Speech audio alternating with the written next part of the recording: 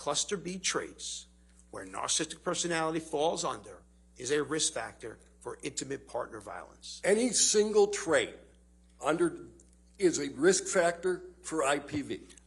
Again, I will repeat, cluster B traits. I didn't say any trait. I said cluster. No, let me be more precise then. Okay. Any narcissistic trait in and of itself is a risk factor for IPV. But you are mischaracterizing what I said. What I said, I'm pretty sure I said cluster. If you look at all the intimate partner violence literature, and I would behoove you to do so, you will see that cluster B traits, I didn't say narcissistic per se, cluster B traits, where narcissistic personality disorder is part of, are risk factors for intimate partner violence, part and parcel, uniformly true. And I'm not sure, the thing I don't understand is I'm not sure why we're arguing psychiatry, because I'm telling you what it is. Dr. Spiegel, you just need to answer the questions. Okay. So you want to talk about cluster B, so let's do that for a minute. Borderline personality disorder is a risk factor for IPV. As part of cluster B traits, yes. Histrionic personality disorder is a risk factor for IPV. Less so. But it less so.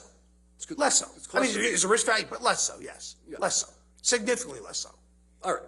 So, which traits under narcissistic? Oh, before I move on there, there's only been one diagnosis in court of personality disorders, correct?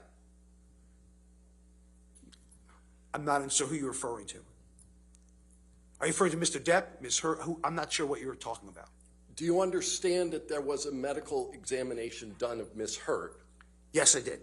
Do you understand that the testimony was ultimately that Ms. Heard suffers from 2 personality disorders? Okay, so I'm just being specific. I just wanted to know if you're talking about Ms. Heard or Mr. Depp. So that's all I was asking you.